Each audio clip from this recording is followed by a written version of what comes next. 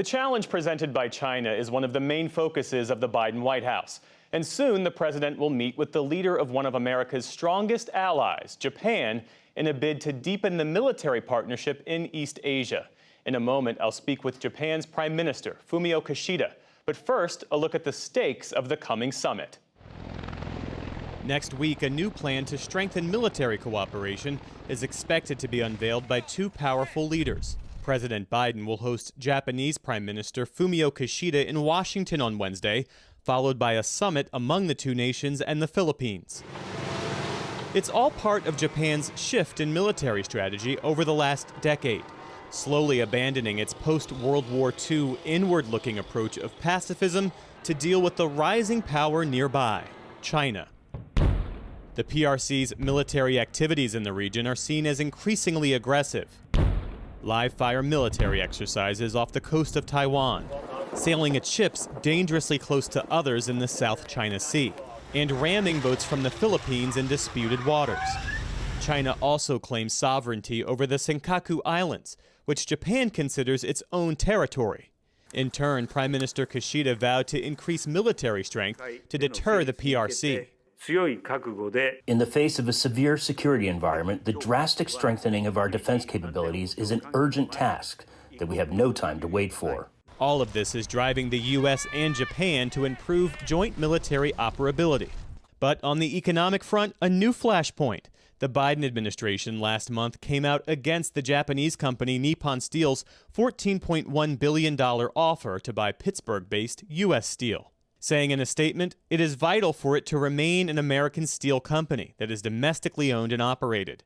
Nippon Steel fired back, saying the deal would advance American priorities by driving greater quality and competitiveness while strengthening American supply chains. That's as the White House makes clear it does not want to damage its relationship with Japan. The president has also been clear about making sure that steel workers in this country know that he has their back, but that doesn't take away one bit from the terrific relationship that we have now and will continue to have with Japan. Overnight, I spoke with Prime Minister Kishida from his residence in Tokyo. Prime Minister Fumio Kishida, welcome to the NewsHour. One of the key items on your agenda next week is focused on Nippon Steel. President Biden is opposed to the planned sale of U.S. steel to Nippon Steel of Japan, and he suggests that it's a national security issue. In his words, he says the U.S. needs to maintain strong American steel companies powered by American steel workers. Do you feel President Biden is making a mistake? 私はこの US スティールの件については Well, with regard to the specific case of U.S. Steel, since the individual discussions are going on amongst the direct parties concerned, I would choose not to directly comment on it. However, with regard to the Japan-U.S. alliance, it is stronger than ever, and Japan has grown to be now the world's largest foreign investor in the United States and creates lots of jobs in the United States. And it is expected that this investment is going to be expanded even further. So in order to make this trend for win-win more firm and definite, I think what we need to do is to ascertain sustainable and inclusive economic growth in the Asia-Pacific and work together so that rule-based economic order can be sustained and maintained. And based on that, the basic notion on the economic front as well, I will continue to work strongly towards it. これからも確実なものにしていかなければならないと考えています。 While you're in Washington next week, you and President Biden will agree to tighten military cooperation. Japan wants to establish the Joint Command headquarters before the end of March 2025 because of the concern about China. What will this strengthened U.S.-Japan military relationship be able to do in the future that it can't do right now? 今、ロシアによるウクライナ侵略、あるいは I've seen in the Russian aggression against Ukraine as well as the situation in Israel-Palestine, in terms of the international community, it is really faced with a historical turning point. In that context, I am of the view that the importance of the Japan-U.S. alliance is growing even more. And after World War II, I would say that in terms of the inter-Pacific situation for Japan, it is the most severe and complicated situation. That is why at the end of 2022, Japan had put together the National Security Strategy, in which it was decided that the defense expenditure will be raised to 2% of GDP. I hope that in my visit to the United States this time, Japan and the United States will be able to deepen into discussion on how our security cooperation can be further expanded. Will this new headquarters be involved in actual military operations, or would it just be responsible for planning military exercises between the U.S. and Japan? 我が国は国家安全保障戦略に基づいて Well, based on the national security strategy that Japan has formulated, we are now planning to form the joint headquarters. However, the control per se will remain individually to each of the states concerned, namely Japan and the United States. And under that new system, I'll make sure that Japan and the United States will make that coordination accordingly. 両国間において調整を行っていくこういったものであると考えています。 Would this new command be involved in coming to the defense of Taiwan if China were to attack Taiwan? President Biden has said on a number of occasions that the U.S. would come to the defense of Taiwan if China were to attack it. Will Japan do the same? 台湾有事という仮定の質問について Well, I would refrain from answering your question, your hypothetical question about Taiwan. However, the peace and stability over the Taiwan Straits is very important, and not only for Japan's security, but also for the stability of the entire international community. Therefore, we have always taken consistently the position that issues over Taiwan are to be resolved through dialogue in a peaceful fashion. Of course, we will convey what we are thinking formally to China, and also continue working closely with allies like the United States and other like-minded countries, so that our position can be clearly communicated. しながらその立場を明確に発信していきたいと考えています。 What's your level of concern, though, about Chinese military activities in the South China Sea and elsewhere in Asian waters? What do you believe is President Xi's ultimate goal? 中国は Well, with regard to China, without their affording adequate transparency, they are expanding military strength in this part of the region, inclusive of the nuclear and missile capabilities in a broad way, and in such a speedy fashion. They are increasing their cooperation with Russia as well. So in the Sea of Japan, in the Pacific Ocean, and so forth, their military activities are expanding and also becoming much more intensified.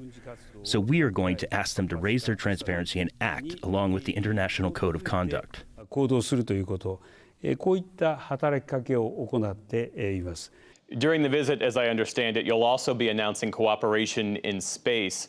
Is Japan pushing to have the first non-American on the moon, and has the U.S. agreed to that plan? 今回の訪問において With regard to space, it has been confirmed that Japan will extend its cooperation in this area. So this is the dream that a Japanese astronaut might be stepping his feet on the face of the moon. I hope that when I visit the United States, it will become one of the outcomes of the discussion. 協力をしていく、こういったことを確認をしています。 You mentioned Ukraine earlier. Let's return to that. Does U.S. military support for Ukraine make it harder for the U.S. to meet its commitments in Asia? ロシアによるウクライナ侵略、これは国際秩序を揺るがす暴挙です。 Well, Russia's aggression against Ukraine is a reckless deed, which shakes the foundation of the international order, with a strong sense of crisis that today's Ukraine might become tomorrow's East Asia. I have been dealing with this issue, continuing the severe sanctions against Russia and the continuing strong support to Ukraine. And on the 19th of February, Tokyo hosted the Japan-Ukraine Conference on Economic Growth and Reconstruction. And based on that, of course, Japan will continue its cooperation to Ukraine. And of course, the international community has to cooperate in sending strong messages constantly to Russia, because some of the Asian countries might take it wrong. 対応を続けてきたところであります。 Do you believe that support for Ukraine, as many in the U.S. argue, is important as a possible deterrent to China in the region? 法の支配に基づいて We really need to maintain international order, which is based on the rule of law and which is free and open. And we should never allow any country to make it a habit to be aggressive against others. And if that is allowed, then that would send the wrong message to countries all over the world, including Asia. The North Koreans launched another ballistic missile this week. How much of this new military partnership is about containing the North and its aggression? And what's your level of concern about the apparent military cooperation among China, Russia, and the DPRK?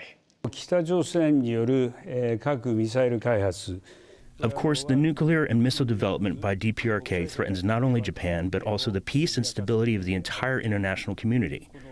I sense that very lately, the level of DPRK missile development capability is improving very significantly. That is what I sense, and I have a deep sense of crisis over that. Therefore, the cooperation amongst allies and with like-minded countries, specifically between Japan, the United States, and the Republic of Korea, we really need to enhance our cooperation. And as you had mentioned, it is reported the DPRK is having a concrete cooperation with Russia. So this is, of course, the concern shared by East Asian countries. Therefore, the international community has to cooperate even more. And lastly, sir, Japan was one American ally that managed to get along with former President Donald Trump. How were you able to do that? And if Donald Trump is reelected, what advice do you have to U.S. allies about how to interact with him? During the days of Prime Minister Abe with President Trump, efforts were made to make even more fulfilling the contents of the U.S.-Japan relationship, and it continues to this day. So I would say that regardless of the outcome of the upcoming presidential election in the United States, because of this more complicated international situation, the Japan-U.S. alliance grows in importance even more. And I believe this is a notion shared as a common recognition within the U.S., going beyond party lines, in a bipartisan way. So that is why I've decided to visit the United States, this time to confer once again this relationship, the importance of our alliances, and to continue efforts so that we can further develop our relationship. I hope that the Japan-U.S. alliance will be understood as very important, not only in the security area, but also in economics as well. So I hope that the U.S. will be able to reaffirm once again how important Japan is as their partner. And we hope to confirm that during my visit to the United States. Japanese Prime Minister Fumio Kishida, thank you for your time this evening. We appreciate it. Well, thank you. I'd like to thank you from the bottom of my heart, and I thank you once again for your cooperation.